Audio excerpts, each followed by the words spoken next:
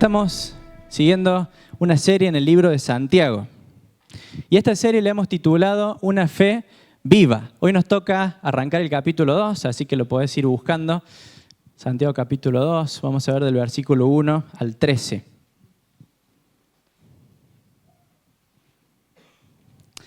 Y esta serie le pusimos por nombre Una fe viva porque Santiago tiene un objetivo bastante claro en su carta. Él va a hablar una y otra vez acerca de la fe, pero él dice que la fe es una fe que se tiene que mostrar, que se tiene que evidenciar. O sea, mis acciones, mis actos, mis palabras, mis pensamientos tienen que estar en consecuencia con mi fe. Eso es lo que Santiago dice una y otra vez. ¿Y sabes qué? Dale vos un clic. Y la próxima ya manda. ¿Sabes que no podemos disociar lo que creemos de lo que vivimos? Eso es lo que dice Santiago básicamente. Yo no puedo separar lo que creo de lo que vivo, de lo que practico. Jesús lo dijo de esta forma. Dijo Jesús, los frutos van a demostrar qué árbol es, o por sus frutos los conocerán. Si yo tengo un árbol en el patio y no sé qué árbol es, y un día encuentro que me dio una rica manzana roja, ¿cuál es el ADN de ese árbol? Es un manzano, muy bien. Y eso no lo tuvieron que estudiar en la universidad, eso lo aprendimos desde chiquitos porque es lógico. Si el árbol me da limones, el árbol es un limonero. Muy bien, así podríamos seguir repasando los frutos. Pero Jesús dijo, el fruto va a demostrar qué árbol es. ¿Por qué? Porque el manzano da manzanas.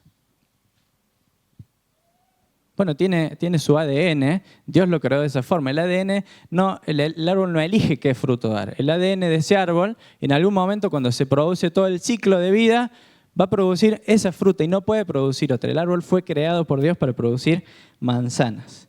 Si yo tengo una fe verdadera, si yo puse mi fe en Jesús, si yo creía en Jesús, y es una fe real, una fe que salva, ¿cómo tienen que ser mis frutos? Tienen que ser de acuerdo a esa fe. De hecho, si alguien dice que cree en Jesús, y Jesús lo decía en ese mismo pasaje, si alguien dice que cree, pero su vida no está de acuerdo a su fe, esa persona en realidad no tiene una fe real. Por eso Santiago nos ayuda a mirar a nuestro corazón y analizar en lo profundo de nuestro corazón. Y sabes que la solución cuando el árbol no está dando los frutos que esperamos, o cuando nuestra vida no está dando el fruto real del arrepentimiento de la fe, la solución no es a esforzarnos para producir más fruto. Yo no le puedo pegar a un árbol, a un limonero, para que me dé manzanas, porque voy a estar toda la vida pegándole, lo voy a destruir y el árbol nunca va a dar manzanas porque es un limonero. Y yo a una persona que no tiene una fe verdadera, no le puedo exigir y no me puedo esforzar por producir un fruto, porque en realidad adentro no hay nada, porque no hay una fe real. Así que cuando leemos el libro de Santiago, más que preocuparnos por cómo yo puedo producir o generar un fruto, primero tengo que mirar mi fe y tengo que mirar hacia adentro. Y quizás este libro tan práctico te ayuda a darte cuenta que creciste al lado de otros árboles que producen cierto fruto, pero que en realidad nunca te convertiste en un árbol. O sea, nunca te convertiste en un verdadero hijo o hija de Dios. Y Dios te llama a mirar la fe primero. El domingo que viene, Pablo nos va a seguir hablando de esto, ¿no? De que la fe tiene que producir obras y la fe sin obras es muerta. Y hoy vamos a ver un factor, un aspecto muy práctico de cómo la fe verdadera va a producir frutos. ¿Qué dice el título del capítulo 2 en sus Biblias? Muy bien. Algunos dijeron amonestación contra la parcialidad, otros dijeron prohibición del favoritismo. Muy bien. La palabra parcialidad o favoritismo. ¿Qué es el favoritismo? Dice el versículo 1, lo vamos a leer. Hermanos míos, la fe que tienen en nuestro glorioso Señor Jesucristo no debe dar lugar a favoritismos. Yo voy a estar leyendo de la Nueva Versión Internacional. Si la tenés en el celu disponible, la podés buscar ahí. Dice, hermanos míos, la fe que tienen en nuestro glorioso Señor Jesucristo no debe dar lugar a favoritismo. Santiago es simple, práctico, va al hueso. La fe que ustedes tienen no tiene que dar lugar al favoritismo. ¿Qué es el favoritismo? Es juzgar a las personas en base a su apariencia externa. Es una palabra que dicen que la tuvieron que inventar en los escritores del Nuevo Testamento, en el griego, porque la traían en realidad del Antiguo Testamento que estaba en hebreo, y la vamos a ver en otros pasajes, pero esta palabra parcialidad, que cuando la trasladaron al Nuevo Testamento, quería decir algo así: juzgar a las personas, es decir, pensar o actuar respecto a las personas en base a su apariencia externa. Y hay un versículo clave que está en Levítico 19:15, donde dice: no perviertas la justicia ni te muestres parcial en favor del pobre o del rico, sino juzga a todos con justicia. Este es el mandamiento de base de donde se está tomando Santiago para darles esta ordenanza. Y dice el versículo 2, supongamos que en el lugar donde se reúnen entra un hombre con anillo de oro y ropa elegante, y entra también un pobre desarrapado. Si atienden bien al que lleva ropa elegante y le dicen siéntate o siéntese usted aquí, en este lugar cómodo, pero al pobre le dicen quédate ahí de pie o siéntate en el suelo a mis pies, ¿acaso no hacen discriminación entre ustedes juzgando con malas intenciones? Este ejemplo que eligió Santiago seguramente tenía una razón. Me imagino que él en algún momento vio que algo así pasó en el grupo de creyentes que se juntaban. Y él dice, imagínense que ustedes se juntan, una reunión quizás como esta, y entran dos personas por la puerta, entra alguien que tiene la apariencia de una persona rica, lleva anillos de oro en la mano, lleva una ropa elegante, y entra otra persona que tiene apariencia de pobre. Ustedes lo ven y rápidamente se dan cuenta que es un pobre. Entonces dice Santiago, si lo tratan bien al rico y le dicen, bueno, acá nos haría bien que vengan muchos ricos porque las sillas de adelante siempre quedan vacías, ¿no? Pero imagínense que en ese tiempo las sillas de honor eran las primeras, entonces Javi y Vicky serían los más honorables de esta reunión. Imagínense que al rico lo hacemos pasar y lo sentamos adelante y decimos, esperemos que estés cómodo, te traigo un vasito de agua, un café si querés, lo tratamos bien. Y al pobre le decimos, bueno, fíjate si queda lugar atrás de la puerta, sentate en el piso, en realidad no sé si no te queremos en este lugar. Esto es lo que Santiago les presenta, quizás haciendo como una hipérbole, o sea, llevándolo un poquito al extremo, pero para hacerles ver la actitud que ellos estaban teniendo en su corazón. Ellos estaban juzgando posiblemente en base al nivel socioeconómico de esta gente. O sea, el pobre recibía un trato y el rico recibía otro trato. Y esto pasó desde el inicio de los tiempos. En realidad el favoritismo es parte de lo que trajo el pecado a nuestro corazón. Y está metido adentro de mi corazón y está metido adentro de tu corazón. Y quizás en nosotros se manifiesta de alguna forma un poquito diferente. Quizás para ellos era específicamente basado en el nivel socioeconómico. Pero yo te pregunto, y quiero que me puedas responder, ¿por qué otros aspectos juzgamos las personas hoy en día y discriminamos o le damos más favor a otras personas? Una es si es rico, si es pobre, pero ¿qué más nos lleva a valorar o a despreciar a las personas? Religión, fútbol, ¿dónde vive? Muy bien, ¿qué más? Por lo intelectual, muy bien. ¿Qué? Color de piel, muy bien. Por lo físico. Por la profesión, muy bien. No es lo mismo ser meteorólogo. Muy bien el meteorólogo. La verdad que son aspectos quizás más modernos. Santiago no les dice, bueno, el que estudió en la universidad lo tratan bien, pero hoy lo vemos y lo tenemos acá. ¿Sabes que si te vas al otro extremo del mundo, donde hay personas que tienen una cultura muy diferente a la nuestra, que tienen valores, principios diferentes, vas a encontrar lo mismo? Si te vas a India, en muchos lugares vas a encontrar que hay distinciones entre las castas. O sea, hay personas de una casta superior que van a mirar con desprecio a alguien de una casta inferior que solo pertenece a esa casta porque nació en una familia de esa casta y sus abuelos y tatarabuelos fueron de esa casta.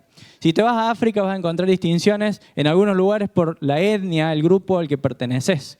En otros lugares por la religión, o si sos hombre o si sos mujer. Porque sabes que el problema del favoritismo no se trata solo de pobres y ricos, sino de cómo nosotros miramos y ponemos a las personas en categorías, les ponemos etiquetas basado en lo que el mundo dice que es valioso.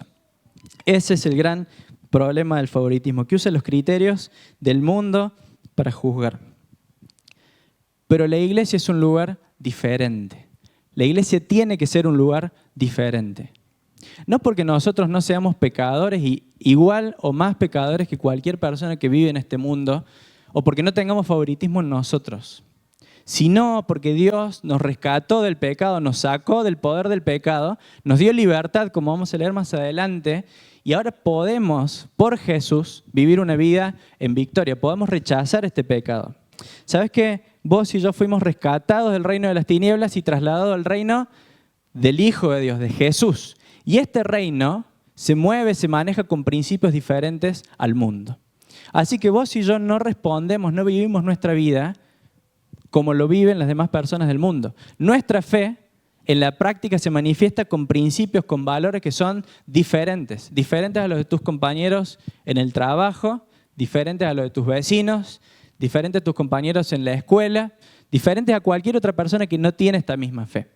La iglesia es un lugar diferente. No puede haber lugar para el favoritismo en la iglesia. Tenemos que activamente trabajar, vos y yo, para que esto, que es una realidad en nuestro corazón, cada vez tenga menos lugar.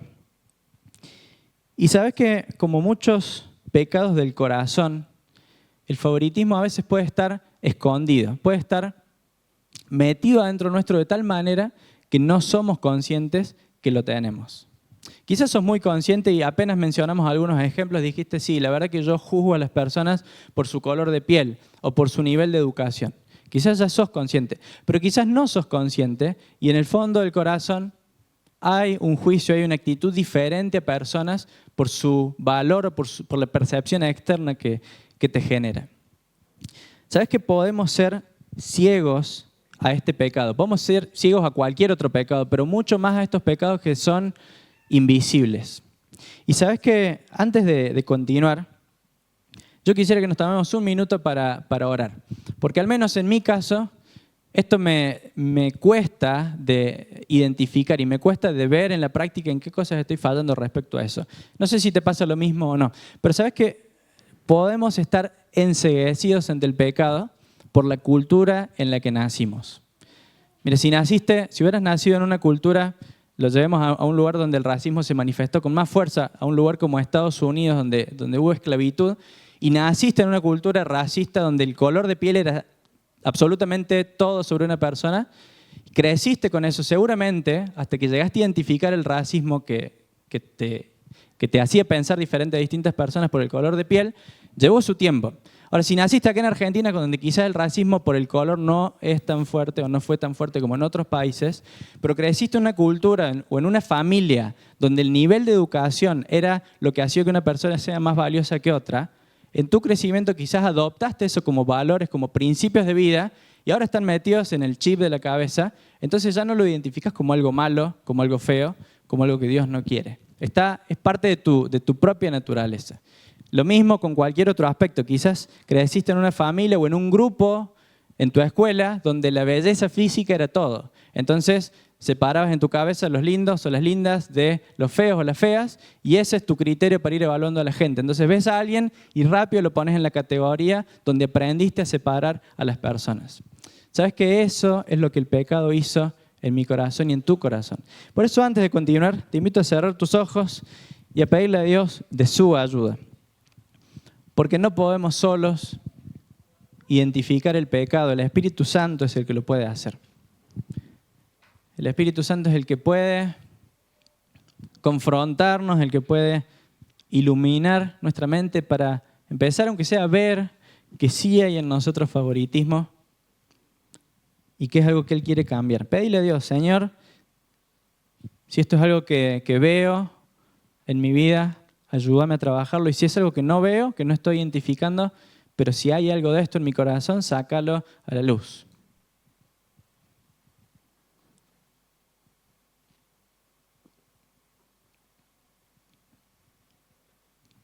Señor, saca a la luz el pecado en nuestro corazón.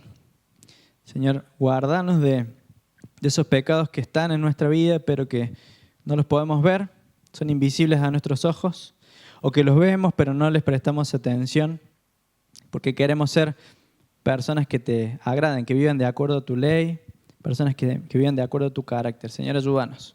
Ayúdanos en esta mañana que cada uno de nosotros pueda irse de este lugar con claridad en su mente de qué es lo que vos estás esperando de nosotros, de qué querés trabajar y cambiar en nuestra vida. En el nombre de Jesús. Amén. ¿Por qué es malo el favoritismo? Bueno, Santiago va a dar 3 razones y las vamos a ver brevemente a cada una de las 3. Y el primer argumento de Santiago es que el favoritismo, la parcialidad o la discriminación va en contra del carácter de Dios. El favoritismo va en contra del carácter de Dios. Y hay algunos versículos que vamos a ver. Dice Deuteronomio 10:17, porque el Señor tu Dios es Dios de dioses y Señor de señores. Él es el gran Dios, poderoso y terrible, que no actúa con parcialidad ni acepta sobornos. Muchos de estos versículos están en el contexto del juicio. Dice 2 Crónicas 19:7, por eso teman al Señor y tengan cuidado con lo que hacen, porque el Señor nuestro Dios no admite la injusticia, ni la parcialidad, ni el soborno.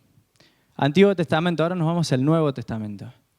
Porque con Dios, dice Romanos 2:11, no hay favoritismos. Está hablando de que todos pecaron y que todos van a ser juzgados de la misma forma ante Dios, porque Dios no tiene favoritismos, no va a darle prioridad o mejor atención a una persona antes que a otra. 1 Pedro 1:17 dice, ya que invocan como Padre al que juzga con imparcialidad las obras de cada uno, vivan con temor reverente mientras sean peregrinos en este mundo.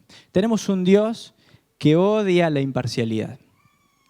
Y sabes que cuando vos y yo mostramos preferencia, mostramos favoritismo por una persona o despreciamos y discriminamos a otra, estamos yendo en contra del corazón mismo de Dios, porque a Dios le duele, porque a Dios le enoja el favoritismo. Dios no se deja engañar por las apariencias. Y no sé si se acuerdan la historia del profeta Samuel yendo a ungir a David. El Señor le dijo a Samuel, no te dejes impresionar por su apariencia ni por su estatura, pues yo lo he rechazado. La gente se fija en las apariencias, pero yo me fijo en el corazón. Samuel tenía una tarea, ¿no? Había ido a ver a los hijos de Isaí y empieza a buscar cuál va a ser el próximo rey de Israel. Entonces ve el primero y lo ve, no sé, grandote, fortachón, y lo ve quizá con buena pinta y dice, tiene que ser este. Y el Señor le dice, no es este. Pasa el segundo y le pasa lo mismo y dice, bueno, este podría ser por su estatura, por la apariencia que tiene. Y Dios le dice que no, que no, que no. Y finalmente le dice eso, no te fijes en la apariencia, no te dejes impresionar ni por la apariencia ni por su estatura. ¿Y qué dice Dios? La gente se fija en las apariencias, pero yo me fijo en el corazón. Dios se fija en el corazón. Y si Dios se fija en el corazón, vos y yo que somos sus hijos, que somos parte de su reino y que nos tenemos que manejar con los valores, con los principios del reino de Dios, ¿sabes en qué nos tenemos que fijar? En el corazón, como nuestro papá, como Dios. No en las apariencias, sino en el corazón. Y sabes que la manifestación más grande de este aspecto del carácter, del corazón de Dios, es en la salvación. Mira, dice 1 Corintios 1:26, hermanos, consideren su propio llamado. No muchos de ustedes son sabios según criterios meramente humanos, ni son muchos los poderosos, ni muchos los de noble cuna. ¿Pero a quiénes eligió Dios? A lo insensato del mundo para avergonzar a los sabios. ¿Y escogió a quiénes? Escogió lo débil del mundo para avergonzar a los poderosos. También escogió Dios lo más bajo y despreciado y lo que no es nada para anular lo que es, a fin de que en su presencia nadie pueda jactarse. ¿Sabes que Dios no me eligió a mí, ni te eligió a vos tampoco porque te vio alguna característica que te hacía diferente o especial? No te vio ni más rico, ni más lindo, ni más linda, ni más extrovertido, ni se fijó en tu currículum, ni se fijó en tus estudios, en tu inteligencia. ¿Por qué nos eligió Dios? ¿Por qué nos salvó? Por gracia.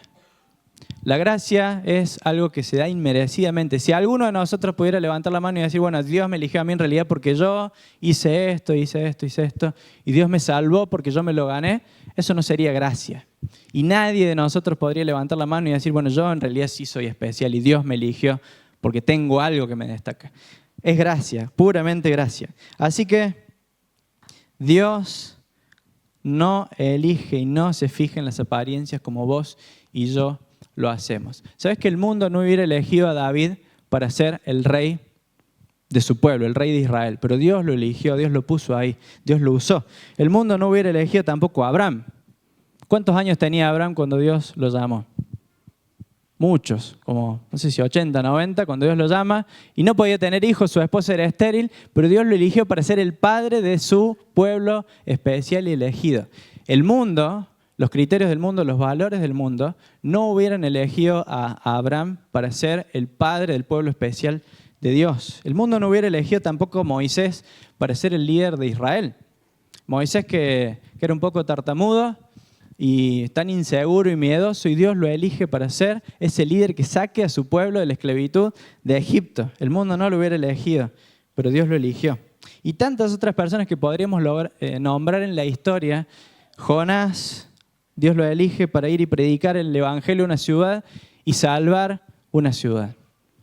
El mundo no lo hubiera elegido, pero Dios lo eligió. ¿Sabes qué? El mundo tampoco te hubiera elegido a vos y a mí para ser parte del pueblo de Dios y para tener la responsabilidad, como lo está haciendo Anita, de llevar el evangelio hasta lo último de la tierra. Pero Dios, que no mira lo externo, que no mira como nosotros, que mira el corazón, Dios lo hizo. Qué bueno que Dios no usa los criterios del mundo. Qué bueno, gracias a Dios. Porque no estaríamos acá, ninguno de nosotros no nos hubiéramos ganado este lugar. Pero Dios mira con un criterio diferente. ¿Sabes que siendo parte del reino de Dios, tenemos nosotros la tarea de ir cambiando nuestros lentes que están hechos a la medida del mundo, e irlos reemplazando por los lentes o por la forma en la que mira Dios? Porque vos y yo nacimos en esta cultura, nacimos y crecimos en un mundo que tiene sus etiquetas, que tiene sus atributos para juzgar a la gente y que da valor basado en sus principios. Pero al nacer de nuevo, Dios pone en nosotros un nuevo corazón y Dios quiere generar en nosotros una nueva mirada, una mirada conforme a la mirada de Dios. Así que mi visión se tiene que ir limpiando, se tiene que ir renovando, para que cuando yo veo a alguien, no lo juzgue por lo primero que me sale, que me surge del corazón, que son los principios humanos del mundo y pasajeros, sino por lo que Dios ve en esa persona. Cuando te encontrás con alguien nuevo, quizás alguien que pasa por la puerta de la iglesia por primera vez y vas y lo saludas, o cuando te cruzas a alguien en la vida, en la calle, en tu trabajo, en tu casa, en la escuela, alguien que no conoces, ¿cómo evalúas? ¿Cómo juzgas? ¿Cuáles son esos primeros pensamientos que se te vienen a la cabeza? ¿Tenés por algún segundo, aunque sea, esa percepción de lo que Dios está viendo en esa persona? Esa percepción de que Dios ve a alguien que necesita de Dios. Esa percepción de eternidad que piensa en una persona que en esta tierra tiene esa apariencia, quizás vive en ese lugar, tiene esas características, pero que es una persona a la que Dios creó con eternidad y que hay una eternidad esperándolo, sea el cielo o el infierno. ¿Cómo estás mirando? ¿Estás mirando con los ojos de Dios o estás todavía mirando con los criterios de este mundo?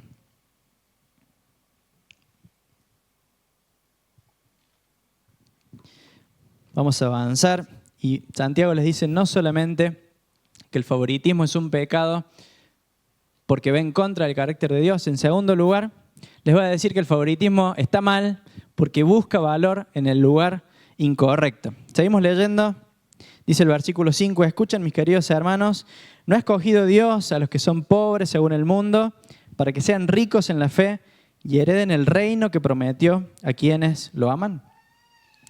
Pero ustedes, esta denuncia fuerte, dice, ustedes han menospreciado al pobre. ¿No son los ricos quienes los explotan a ustedes y los arrastran ante los tribunales? ¿No son ellos los que blasfeman el buen nombre de aquel a quien ustedes pertenecen? nos podríamos imaginar que Santiago está confrontando a personas ricas que están despreciando al pobre. Eso sería un poco más lógico, pero Santiago, ¿a quién le está escribiendo? A personas que en su mayoría eran pobres. O sea, eran pobres que estaban despreciando a otros pobres y estaban favoreciendo a los ricos. Era algo que no tenía mucha lógica. ¿Sabes qué?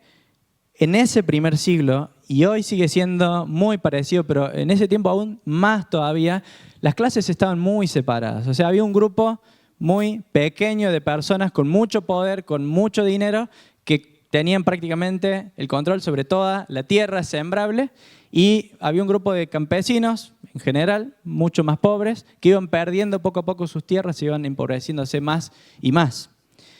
Y los creyentes en general venían de ese grupo. Aunque la Biblia también nos habla de muchos ricos que se convirtieron al Evangelio, y tenemos el caso de Lidia, tenemos el caso de personas que ofrendaron propiedades en Hechos.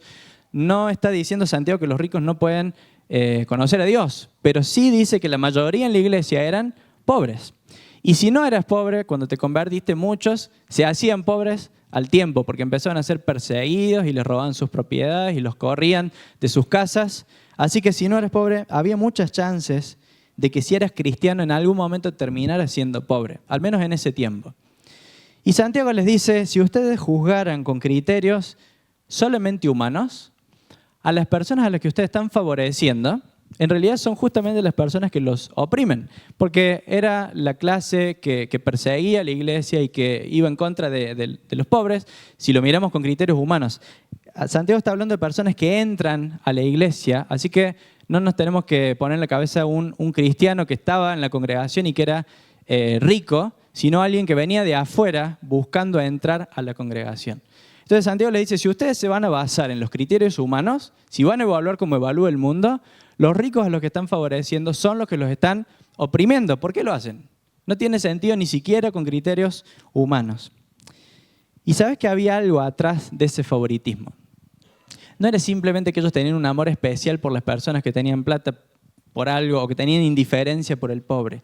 Dice el versículo 4 que ellos estaban juzgando con malas intenciones. Había algo atrás del favoritismo. Vos imagínate que te habías quedado pobre por seguir a Jesús, estabas luchando día a día para ganar lo suficiente para alimentar a tu familia y quizás se te cruzaba en la cabeza cuando veías a un tipo con anillos de oro y ropa elegante, quizás ganarse el favor de alguien con dinero podía significar nuevas oportunidades.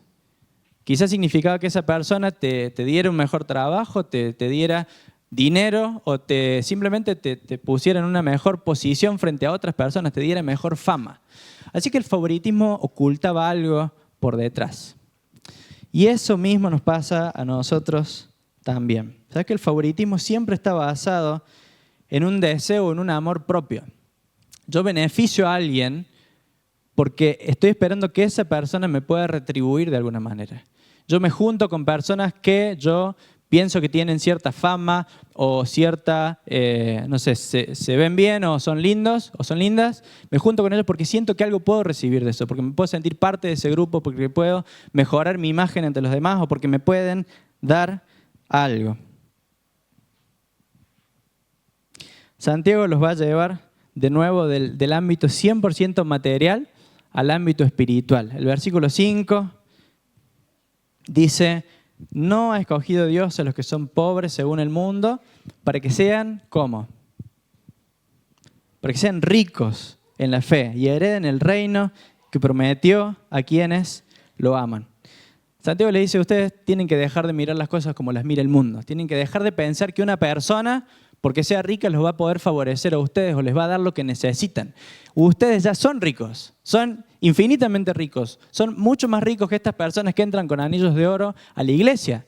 El problema es que esta riqueza es espiritual y este reino ustedes lo están por heredar y todavía no están viviendo ese reino que Dios anticipó y que Dios les prometió. Entonces Santiago les mueve la mirada y dice, dejen de mirar como el mundo y miren espiritualmente y mírense ustedes mismos espiritualmente porque ustedes ya han recibido la riqueza más grande que puedan recibir. Y nosotros tenemos la misma tentación, el mismo problema. Tenemos esta tentación a mirar a los otros y querer recibir algo de los otros. Mira, hay dos pasajes que se me venían a la mente, donde hablan de cómo Dios mismo es nuestra riqueza, cómo estamos completos en Él y cómo tenemos que buscar en Él esa plenitud en nuestra vida. Dice, dale uno más vos, por favor. Uno más. Dice el Salmo, creo que me pasé. Ahí está. Salmo 16:2. Oh alma mía, dijiste a Jehová, tú eres mi Señor. No hay para mí bien fuera de ti. Muchos salmos repiten esta idea. Mi mayor bien, mi mayor tesoro, lo que más quiero en la vida, mi plenitud, mi satisfacción completa está en Dios. Cuando yo encuentro en Él mi mayor bien, yo dejo de buscar en las personas lo que pueda obtener de ellos. Y yo voy a dejar el favoritismo porque ya tratar bien a una persona no me significa algo más que lo que ya tengo en Dios. Dice Colosenses 2:9-10, porque en Él, en Jesús, habita corporalmente toda la plenitud de la deidad. Y ustedes están completos en Él, que es la cabeza de todo principado y potestad. En Cristo vos y yo estamos completos. No nos falta nada. Como dice la canción, no me falta nada si te tengo a ti. El tema es que en el día a día sí sentimos que nos faltan cosas. Y sí experimentamos que nos faltan cosas. Todavía vivimos en un mundo caído, todavía tenemos que luchar para ganar lo que necesitamos, luchar para vencer una enfermedad, todavía necesitamos luchar por mantener relaciones buenas. Estamos en un mundo caído, pero ¿sabes qué? Todavía esa promesa es verdad. Todavía podemos encontrar en Dios la plenitud que nuestra alma necesita. Y cuando la encontramos, vamos a dejar de buscar en las personas lo que solo Dios nos puede dar. ¿Sabes qué? Vos y yo buscamos aceptación en otros. Necesitamos sentirnos valiosos, necesitamos sentirnos parte de un grupo. Por eso mostramos favoritismo. Vos y yo buscamos reconocimiento. Nos queremos sentir exitosos. Queremos que se sienta que nuestra vida valió la pena, que tuvimos sentido, que tuvimos propósito, que fuimos valorados. Vos y yo buscamos afecto. Buscamos sentir que le importamos a alguien, que hay alguien que se interesa por nosotros, que hay alguien que nos va a cuidar cuando lo necesitemos, que no estamos solos. Y cuando esa búsqueda la enfocamos en otras personas, nos vamos a quedar vacíos porque otras personas no nos pueden dar lo que solo Dios nos va a dar. Por eso Dios te llama y me llama a no poner los ojos en las personas, a no mirar a las personas con estos ojos manchados por el pecado, sino a renovar nuestra mirada y mirar a las personas como Él las ve, con el amor que Dios ve a las personas, pero no esperando que las personas puedan darnos lo que solo Dios nos puede dar. Vamos al tercer punto. ¿Por qué es malo el favoritismo? Dijimos que es malo porque va en contra del carácter de Dios, es malo porque busca valor en el lugar incorrecto y finalmente es malo porque va en contra de la ley suprema. Dijimos que este mandamiento en contra del favoritismo estaba en Levítico, leímos Levítico 19:15, y unos versículos después, Levítico 19:18, dice así: no seas vengativo con tu prójimo, ni le guardes rencor. Esto nos suena conocido. Ama a tu prójimo como a ti mismo. Yo soy el Señor. Seguramente Santiago estaba recordando lo que había memorizado de Levítico y recordó estos dos versículos tan cercanos y dice, el favoritismo no solamente es malo porque va en contra del carácter de Dios o porque no tiene lógica desde una perspectiva humana, porque busca el valor en el lugar incorrecto, pero es malo porque va en contra de la ley suprema de Dios. Y básicamente lo que Santiago está diciendo, sin muchas vueltas, que mostrar favoritismo es violar la ley de Dios porque va en contra de el amar al prójimo como a uno mismo. Cuando yo discrimino, desprecio a alguien por algo que veo en esa persona, no lo estoy amando como a mí mismo. Y cuando yo favorezco a otra persona, pero lo hago con una motivación incorrecta, tampoco estoy amando a esa persona como a mí mismo. O sea que de cualquier manera que yo muestre favoritismo, estoy yendo en contra de la ley de Dios. Dice el versículo 8, Santiago 2:8, hacen muy bien si de veras cumplen la ley suprema de la Escritura. Ama a tu prójimo como a ti mismo. pero si muestran algún favoritismo, pecan y son culpables, pues la misma ley los acusa de ser transgresores. Porque el que cumple con toda la ley, pero falla en un solo punto, ya es culpable de haberla quebrantado toda. Pues el que dijo, no cometas adulterio, también dijo, no mates. Si no cometes adulterio, pero matas, ya has violado la ley. Esto es un tema hermoso para meterse aún mucho más profundo y creo que un poco más lo vamos a ver el domingo que viene. Pero yo quería que pensemos en esta imagen. Alguien dijo que romper la ley de Dios, aunque sea un mandamiento, es como pegarle un vidrio en una esquinita. Si yo agarro el vidrio de la puerta del fondo y le pego con un martillo solamente en la esquinita, le pego con la suficiente fuerza y le hago daño, seguramente eso genera una rajadura que va a atravesar prácticamente todo el vidrio. Y si alguien me pregunta y me dice, ¿vos rompiste todo ese vidrio? Yo le puedo decir, no, yo solo lo golpeé en la esquinita. Pero ¿qué pasa? Mi golpe, aunque sea muy localizado en ese vidrio, va a producir una rajadura que va a hacer que ese vidrio no sirva más, que hay que cambiarlo. Santiago acá presenta este principio de la unidad de la ley. Dice, el que falla en un punto de la ley, en realidad está quebrantando toda la ley. La ley de Dios, así como el vidrio, es una unidad, es una sola. Y cuando yo fallo en lo que a mí me parece un mandamiento quizás chico, algo menor, en realidad Dios dice, estás quebrantando toda la ley. Ahora, hay algo más que les dice Santiago para entender por qué la ley es una unidad. El versículo 11 dice, el que dijo, no cometas adulterio, también dijo, no mates. Hay una palabra ahí que resalta, que se repite 2 veces. ¿Cuál es? Dijo. El que dijo, no cometas adulterio, es el mismo que dijo, no mates. ¿Sabes qué? Santiago pone el foco en Dios. Mira, si yo estoy en la escuela, y en la escuela está la regla de que cuando tocan el timbre tengo que volver a clase. ¿Se sigue usando el timbre en la escuela? ¿Sí tocan el timbre? Bueno, no evoluciona tanto la tecnología todavía. Cuando se toca el timbre tengo que volver a clase, al curso. Y yo desobedezco esa regla, entonces tocan el timbre y me quedo jugando en el patio. ¿Qué hice en ese momento? Desobedecí una regla de la escuela. Eso es todo. Y esa regla quizás tenga una consecuencia. Si yo voy por la calle manejando el auto y no me puse el cinturón de seguridad, ¿qué desobedecí? Una ley de tránsito. Bien, estoy fallando en un aspecto de la ley. Ahora, cuando yo muestro favoritismo, cuando yo valoro a las personas por lo que veo en ellas, no solamente estoy desobedeciendo una ley de Dios, yo estoy desobedeciendo a Dios mismo, porque Dios es el que dijo la ley. ¿Se entiende la diferencia? O sea, no es un cuerpo de leyes donde yo puedo elegir y desobedecer solamente a una, porque lo que está atrás de la ley de Dios es Dios mismo. Entonces Santiago dice, el que dijo que no mates, es el que dijo que no adulteres y es el que dijo que tienes que amar a tu prójimo como a vos mismo. Básicamente, cuando yo muestro favoritismo, no solo incumplo una ley, yo le fallo a Dios. Entonces, cuando yo lo estoy haciendo, cuando en mi mente pienso bien de una persona por lo que tiene, por lo que hace, cuando pienso mal de otra persona por el aspecto que tiene, estoy fallándole a Dios mismo. Estoy transgrediendo, estoy yendo en rebeldía contra Dios mismo. Y sabes que no podemos hablarle al mundo del amor de Dios si mostramos favoritismo, si no lo mostramos en las cuestiones más simples.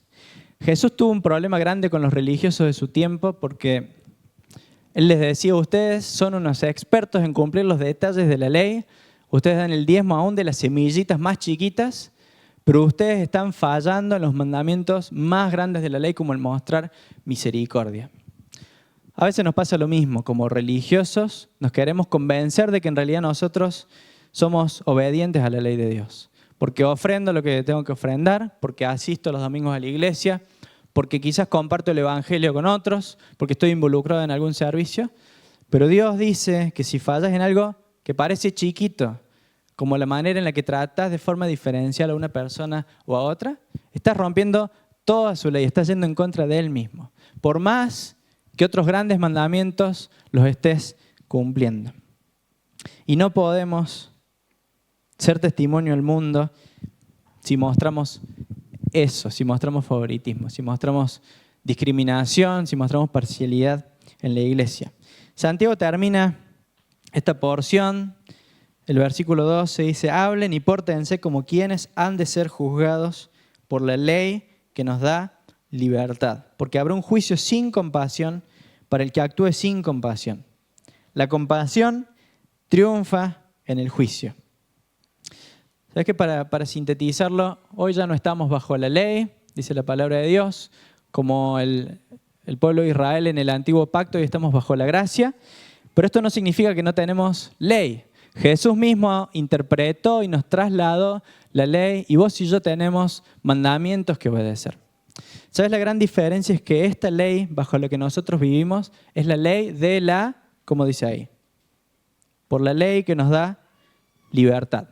La ley del Antiguo Testamento indicaba lo que estaba mal, te señalaba, te acusaba, pero no te daba el poder de vencer, no te daba el poder de vivir de acuerdo a la ley. Ahora, en Jesús y por el Espíritu Santo que Él puso en nosotros no solamente sabemos qué es lo que tenemos que hacer, sino que tenemos el poder para vivir de acuerdo a esa ley. Porque eso es una ley que nos libertó del poder de pecado y que ahora nos habilita, nos capacita para obedecer a Dios. Y yo quisiera cerrar con eso. ¿Sabes qué? Cuando lleguemos un día, ninguno de nosotros va a hacer sus acciones. Nadie va a pasar ese juicio por qué tan bien se portó. Solo lo vamos a pasar por haber estado unidos a Jesús, por estar unidos a aquel que fue perfecto, que vivió una vida sin mancha, que nunca mostró favoritismo, que siempre mostró un amor puro, perfecto hacia todas las personas.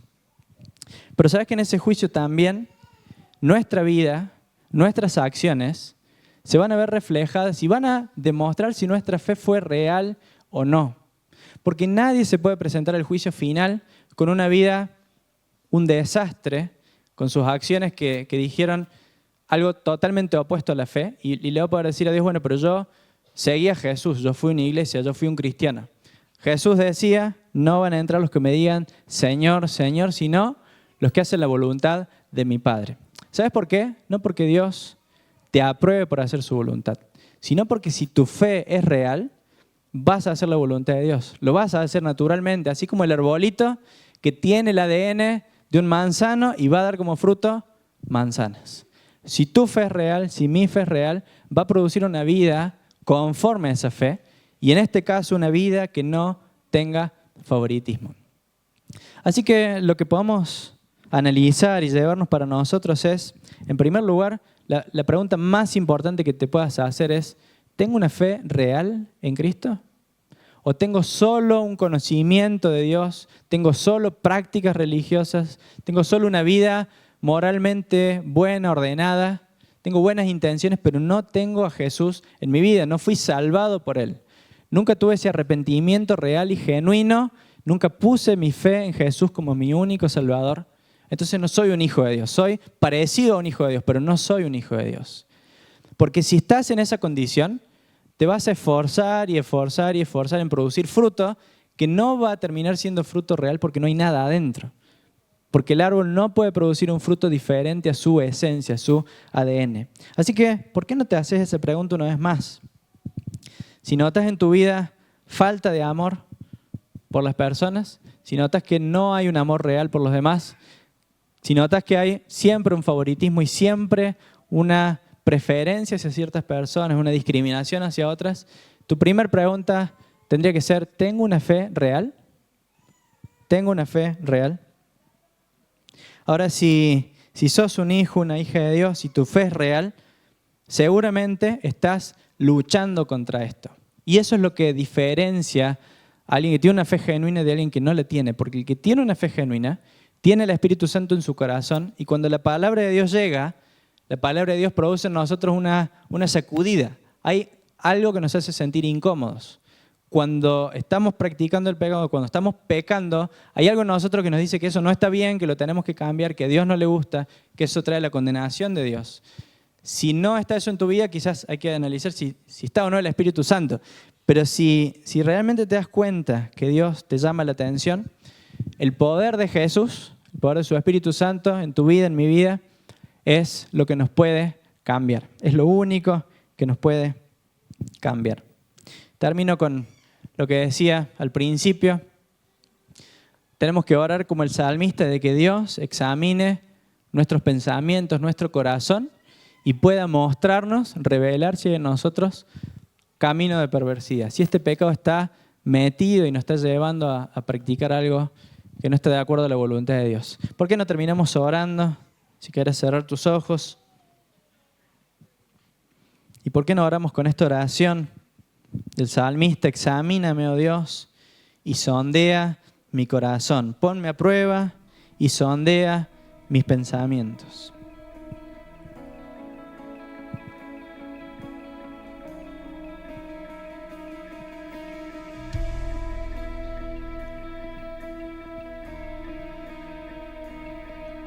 Señor, reconocemos que hay pecado en nosotros y reconocemos que vos todavía estás haciendo esa obra de santificación en nuestra vida. Te damos gracias por eso. Gracias porque tu palabra y tu espíritu trabajan en nosotros, penetrando hasta lo más profundo para sacar a la luz aquellas áreas de nuestra vida que todavía no están conforme a tu carácter, conforme a tu ley. Señor, te pedimos, te clamamos que nos limpies como iglesia. Señor, que podamos ser una iglesia que se destaca por recibir con igualdad a cualquier persona, sin importar su aspecto, sin importar su condición. Señor, que podamos amar con sinceridad, amar como personas que hemos sido amados y que encontramos en Jesús todo lo que necesitamos, que estamos completos y satisfechos en Él, de tal manera que podamos amar al otro no esperando algo a cambio. Señor, líbranos de esta necesidad, de este deseo de buscar nuestra satisfacción en otras personas. Señor, guárdanos de esta necesidad de aprobación, de esta necesidad de reconocimiento, de esta necesidad de ser aceptados, para que podamos encontrar lo que solamente vos podés darnos, encontrar todo nuestro bien en ti. Señor, gracias por llamarnos la atención, y si esto era un problema en el tiempo de Santiago, cuánto más hoy, seguramente en nuestra iglesia y en nuestra vida, esto también es un problema que tiene que ser trabajado. Señor, que cada uno de nosotros podamos llevarnos de esta mañana, aunque sea el inicio, aunque sea el detectar que hay algo que no está bien y que podamos continuarlo trabajando con la ayuda de tu Espíritu Santo, Señor. Te lo pedimos en el nombre de Jesús y te damos gracias. Amén.